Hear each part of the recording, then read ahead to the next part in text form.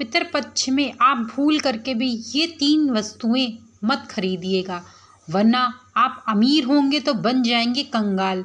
मित्रों, सनातन धर्मा डायरीज में आपका स्वागत है। आज मैं आपको पितरपक्ष में खरीदे जाने वाली 3 ऐसी वस्तुएं जिनको खरीदने से आपके घर में कंगाली आ जाएगी यदि आप यह 3 वस्तुएं खरीदते हैं। तो चलिए आपको सनातन धर्मा डायरीज द्वारा मैं श्रवण कराना प्रारंभ करती हूँ कि ऐसी कौन सी 3 वस्तुएं हैं जो आपको भूल करके भी कभी नहीं खरीदनी चाहिए पितरपक्ष के समय।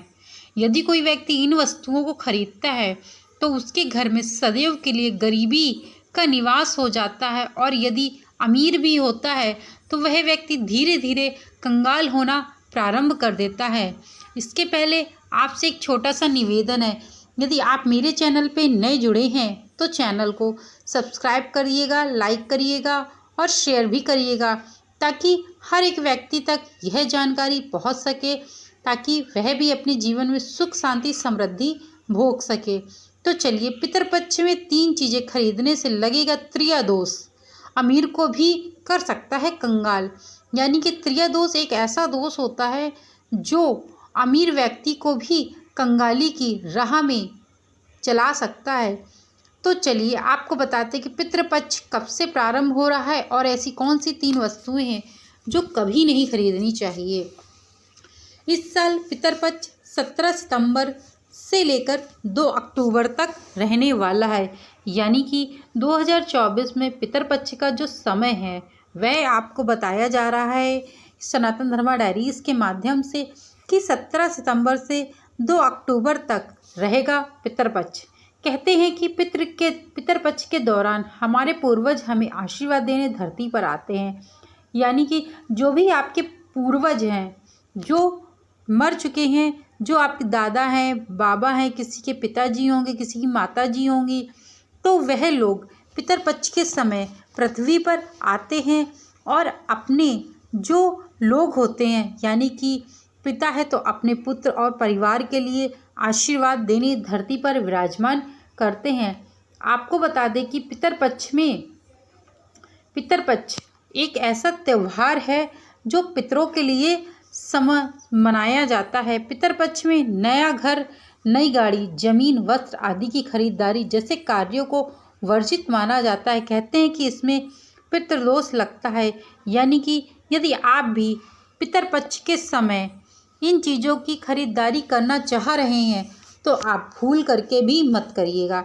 यानी कि आपको पितरपक्ष के समय नया घर, नई गाड़ी, जमीन, वस्त्र आदि को भूल करके भी नहीं खरीदना चाहिए। जैसे कार्य वर्जित माने गए हैं, यानी कि आप इनको यदि खरीदते हैं तो आपकी धन हानि होनी प्रारंभ हो जाएगी। कहते हैं इससे प्रतिदोष आपको लगता है। लेकिन इसके अलावा कुछ और भी ऐसी चीज़ें हैं जिन्हें पितरपक्ष में कभी भी भूल करके भी खरीदनी नहीं चाहिए और इनसे खरीदने से आपको बचना चाहिए। खरीदने से यदि पितर आपके नाराज हो गए तो आपको त्रियादोष लग जाएगा। यानी कि इनके अलावा और भी ऐसी 3 वस्तुएं हैं जो मैं आपको वीडियो के बीच में ही बताऊंगी। आप इस वीडियो को पूरा सुनिएगा ताकि आपको संपूर्ण जानकारी प्राप्त हो सके कि आखिरकार ऐसी कौन सी जो 3 चीज़ें हैं जो आपको भूल करके भी पितरपक्ष के दौरान नहीं खरीदी जाती। क्योंकि इस समय पितरों का जो होता है श्राद्ध होता है और पितर आपके पृथ्वी पर आते हैं और अपने लोगों को आशीर्वाद देते हैं। आपको बता दें कि पितरपक्ष के समय भूल करके भी आपको क्या नहीं खरीदना है। नंबर 1 पे है पितरपक्ष के समय झाड़ू आप भूल करके भी न खरीदें। यदि आपको झाड़ू खरीदनी है तो आप 17 तारीख के पहले आप खरीद सकते हैं, और यदि आपको खरीदनी ही है तो फिर 2 अक्टूबर के बाद आप खरीदिएगा। यानी कि पितरपक्ष समाप्त होने के बाद आपको खरीदना है। कहते हैं कि झाड़ू में माँ लक्ष्मी का वास होता है। पितरपक्ष में झाड़ू खरीदने से धन की हानि हो सकती है, इसीलिए श्राद्ध में नई झाड़ू नहीं खरीदी जाती है। यानी कि जो आप लोगों को पता है कि झाड़ू में माँ लक्ष्मी का वास होता है, और यदि आप पितरपक्ष के दौरान झाड़ू खरीदेंगे तो आपके पितृ नाराज हो जाएंगे और आपको लगेगा त्रिया दोष। वहीं आपको बता दें कि पितरपक्ष के दौरान नमक आपको भूल करके भी नहीं खरीदना है, यानी कि पितरपक्ष में नमक की खरीदारी से भी आपको बचना चाहिए।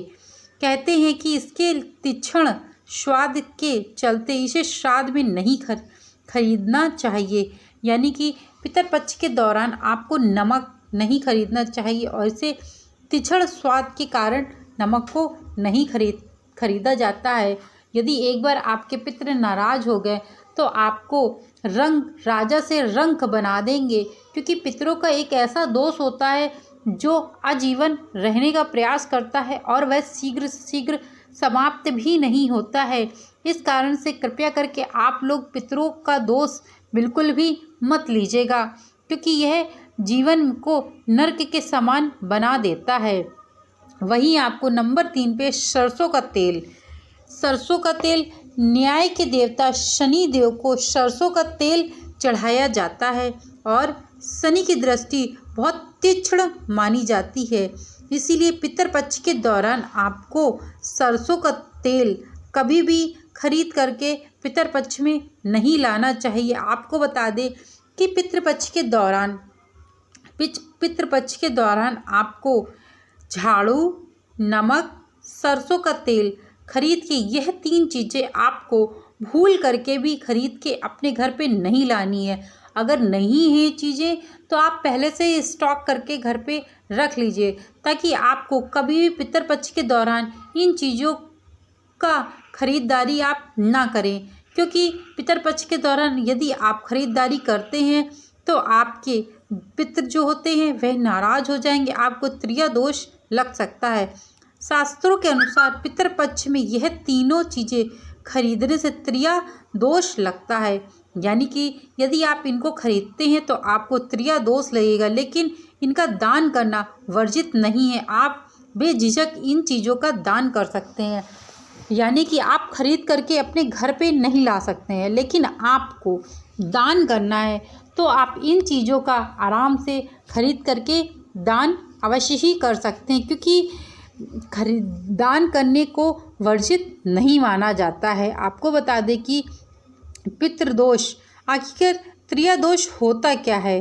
त्रिया दोष जीवन में कई समस्याओं को बढ़ा देता है और यहाँ आर्थिक सेहत और कैरियर के मोर्चों पर आपके बने बनाए काम बिगाड़ देता है। यानी कि त्रिया दोष एक ऐसा दोष है, यदि आपको लग गया तो आपकी ज़िंदगी नरक के समान हो जाएगी, क्योंकि आर्थिक हानि होगी, शारीरिक हानि होगी और आपको बता दें कि आपको कैरियर में भी आपके बने बनाए काम बिगाड़ देता है। यानी कि आपको लगेगा कि आज मैं इंटरव्यू देने जा रहा हूँ और वहाँ मेरी जॉब पक्की है, लेकिन कुछ ऐसा घटित हो जाएगा जो आपको वहाँ पे नौकरी नहीं मिलेगी। और यदि आपके पास धन एकत्रित होगा तो वह धीरे धीरे कहीं ना कहीं से वो निकलने लगेगा और आपको इस बात का पता भी नहीं चलेगा। इसी कारण से त्रिया दोष जो होता है वह बहुत ज़्यादा हानिकारक होता है मनुष्य के लिए। इस कारण से आपको भूल करके भी त्रिया दोष के जाल में नहीं फंसना है और आपको इन 3 चीज़ों को खरीद करके कभी अपने घर में नहीं लाना है पितरपक्ष के समय। फिर से मैं बता देती हूँ, झाड़ू है, नमक है और तेल, इन चीज़ों को नहीं खरीद कर लाना है पितरपक्ष के समय। मित्रों, मेरे द्वारा दी गई यह जानकारी यदि आप लोगों को पसंद आई हो तो चैनल को लाइक, शेयर, सब्सक्राइब करना मत भूलिएगा। Thank you so much video को वॉच करने के लिए।